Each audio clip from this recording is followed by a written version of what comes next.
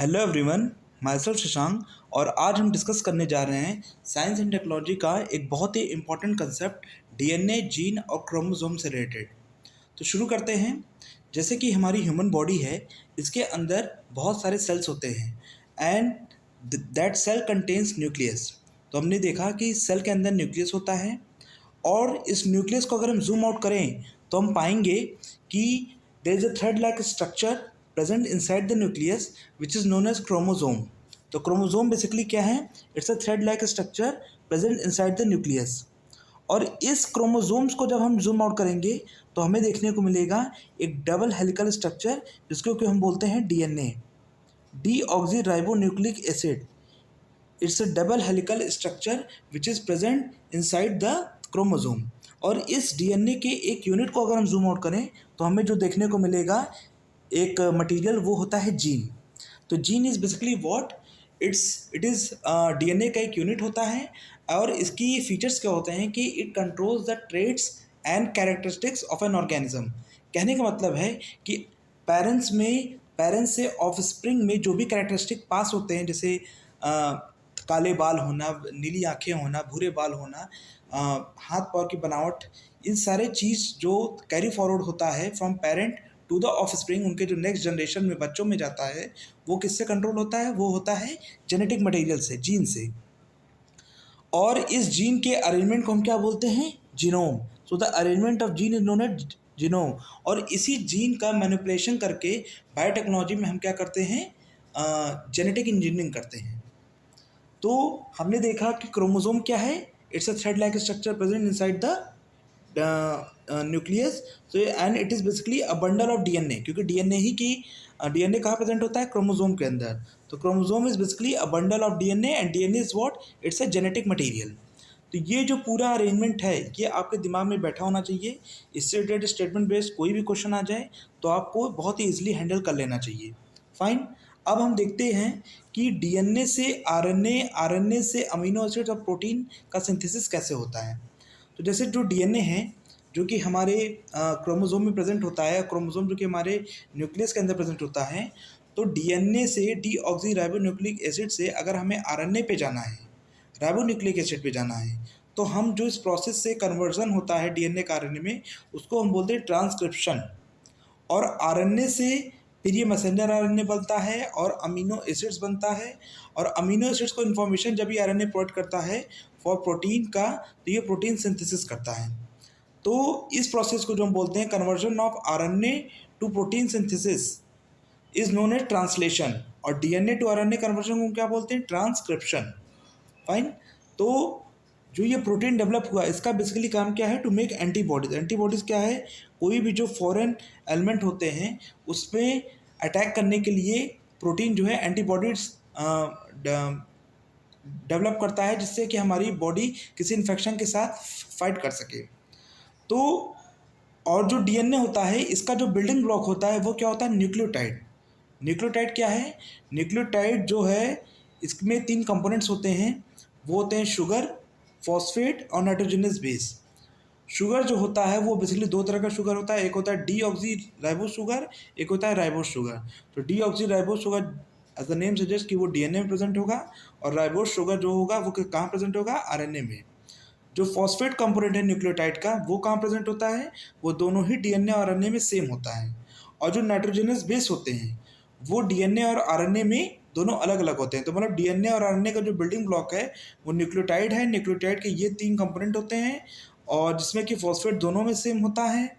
Sugar, इसमें deoxy ribose sugar होता है, इसमें राइबोस शुगर होता है। और नाइट्रोजनस बेस जो होता है, इसमें एडेनाइन, गुआनाइन, साइटोसिन और यूरेसिल होता है, जबकि इसमें एडेनाइन, गुआनाइन, साइटोसिन और थाइमिन। तो ये थाइमिन का और यूरेसिल का इन दोनों में डिफरेंस होता है नाइट्रोजनस बेस में। ये मैं मान के चल रहा हूँ कि बेसिक्स आपको इसके बारे में मालूम होगा। तो ये हो गया आपका डीएनए से आरएनए कैसे बना और आरएनए से प्रोटीन सिंथेसिस कैसे होता है। तो जैसे बिल्डिंग ब्लॉक डीएनए और आरएनए का न्यूक्लियोटाइड होता है, similarly the building block of protein is amino acids. क्योंकि proteins are what? Proteins are basically a chain of amino acids which are connected together by peptide bond. Peptide के bond क्या होता है? It's a covalent bond, जो कि chain of amino acids को आपस में कनेक्ट करने के लिए यूज़ होता है। और जो अमीनो एसिड्स होता है इसके अंदर जो ग्रुप अटैच होता है, केमिस्ट्री में जैसे आपको मालूम होगा कि ग्रुप अटैच होते हैं, अमाइन ग्रुप होता है, कार्बोक्सिल ग्रुप होता है।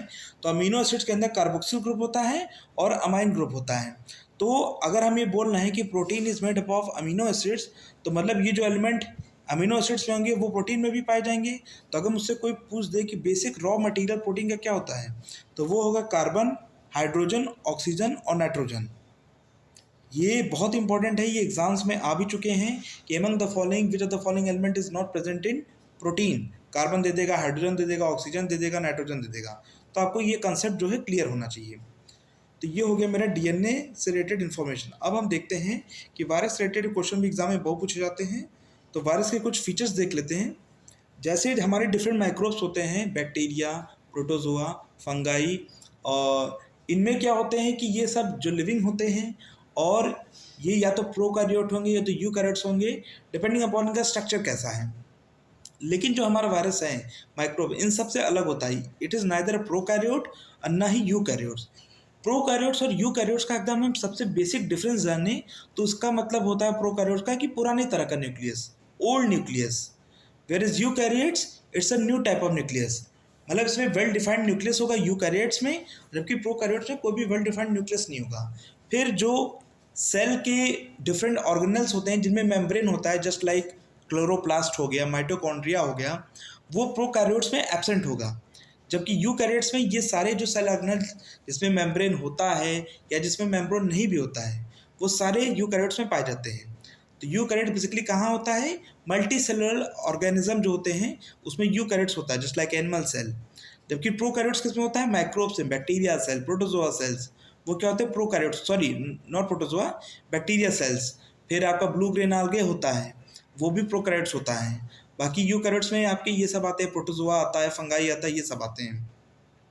फिर दूसरा फीचर क्या है वायरस का, कि वायरस जो होता है ये लिविंग और नॉन लिविंग दोनों की तरह बिहेव करता है। जबकि जो और माइक्रोब्स हैं, प्रोटोजोआ, बैक्टीरिया, फंगाई, वो लिविंग की तरह बिहेव करते हैं। कैसे? कि जो कि बैक्टीरिया के अंदर कोई मेटाबॉलिज्म नहीं होता है, तो जब ये जो लिविंग ऑर्गेनिज्म में होता है तो वहाँ से ये फूड लेता है और बिहेव करता है जो लिविंग की तरह। लेकिन जब डेड ऑर्गेनिज्म पे पाया जाता है तो इट बिहेव्स एज डेड, क्योंकि वो डेड ऑर्गेनिज्म कोई फूड नहीं ले पाता है।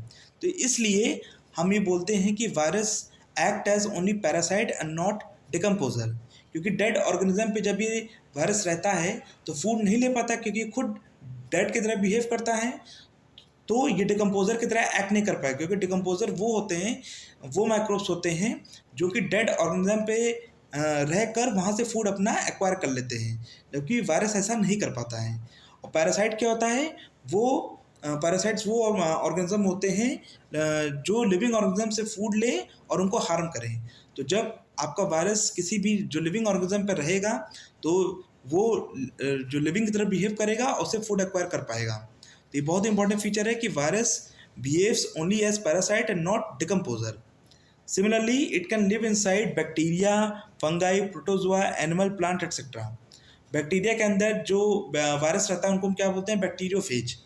तो bacteriophage is basically what? It's a type of virus, bacteria eater, जिसको हम बैक्टीरिया ईटर भी बोलते हैं। मतलब बहुत सारे जो बैक्टीरियल डिसीज हैं उनको ट्रीट करने के लिए बैक्टीरियोफेज का यूज़ भी होता है।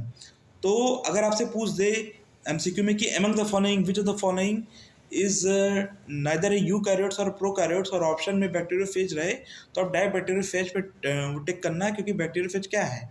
It's a basically virus, and virus is what? It is neither prokaryotes nor eukaryotes. तो ये हो गए वायरस रिलेटेड इंपॉर्टेंट इन्फॉर्मेशन।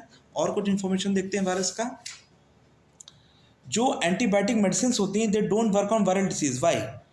उसका रीज़न ये होता है कि कोई भी वायरस के अंदर there is no metabolism. Metabolism का क्या होता है?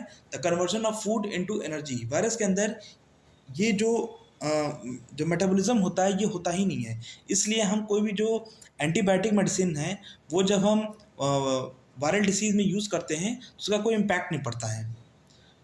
सिमिलरली वायरस जो होता है, अगर इसको रेप्लिकेट करना है then it needs a host. मतलब कोई माध्यम चाहिए जिसके तहत ही ये रेप्लिकेट अपने आप को मल्टीप्लाई कर पाएगा। किसी सेपरेट आर्टिफिशियल मीडिया में हम लेबोरेटरी में चाहें तो इसको हम रेप्लिकेट नहीं करा सकते। जैसे मैंने लिखा है कि रेप्लिकेशन प्रोसेस सबसे पहले स्टार्ट कैसे होता है, it starts in the cytoplasm, cytoplasm इसका एंट्री पॉइंट है, and from there it enters the nucleus, और एक बार ये न्यूक्लियस में घुस गया फिर बॉडी के जो नेचुरल फिनोमेनन है उसको यूज़ करके ये खुद को रेप्लिकेट कर लेता है।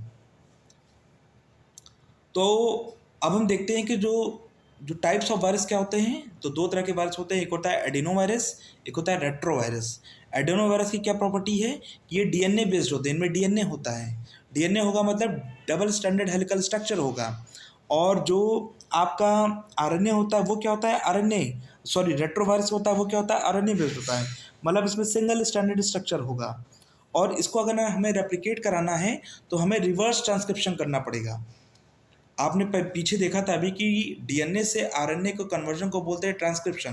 तो अगर हमें आरएनए से बैक डीएनए पाना है तो हम क्या करेंगे, रिवर्स ट्रांसक्रिप्शन, क्योंकि डीएनए की ही एबिलिटी है टू रेप्लिकेट। तो आरएनए को जब कभी भी रेप्लिकेट करना होगा तो हमें पहले डीएनए में कन्वर्ट करना होगा। तो मतलब रेट्रोवायरस में चूंकि आरएनए होता है तो हमें उसको पहले डीएनए में कन्वर्ट करना होगा, उसके बाद ही वो रेप्लिकेट कर पाएगा। अब हम जो कोरोना वायरस था इसको हम देखें तो ये भी क्या था कि आरएनए बेस्ड था, मतलब इसके अंदर आरएनए पाया जाता था। तो क्या ये रेट्रो वायरस था? नहीं।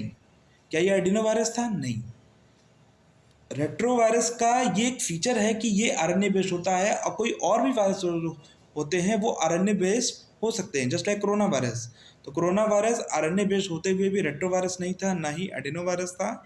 ये एक स्पेशल टाइप ऑफ वायरस था, सार्स कोविड, जिसका भी डायग्नोसिस नहीं हुआ था और जिसकी वजह से बहुत ज़्यादा डिफ़िकल्टी हुई, और इसका एक अलग ही पूरा जो मेटाबॉलिज्म का प्रोसेस था।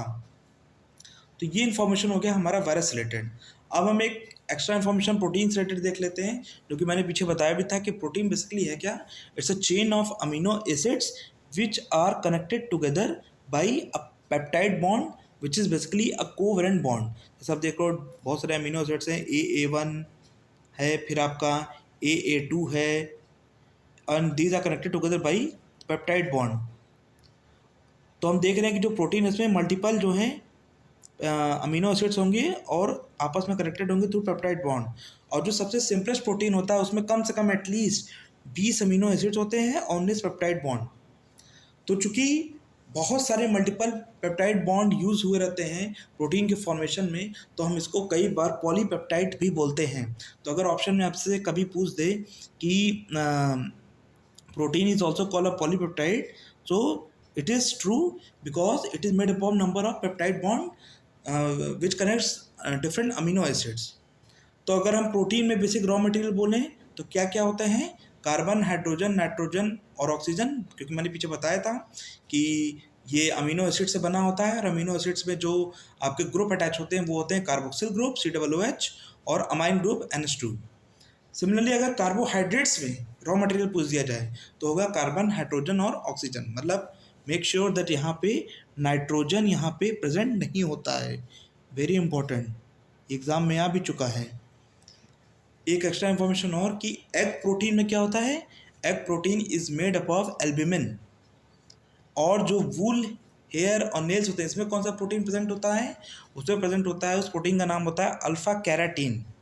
Alpha keratin is the protein which is present in wool, hair and nails. और एक स्पेस फूड होता है which is basically an algae, जिसको हम स्पेस में फूड की तरह यूज़ करते हैं, स्पिरुलिना। इसमें मैक्सिमम प्रोटीन होता है। तो ये पूरे इंफॉर्मेशन हो गए हमारे related to DNA, chromosome, gene and proteins. I will be coming with some more concept related to science and tech which are important for exams. Till then, goodbye.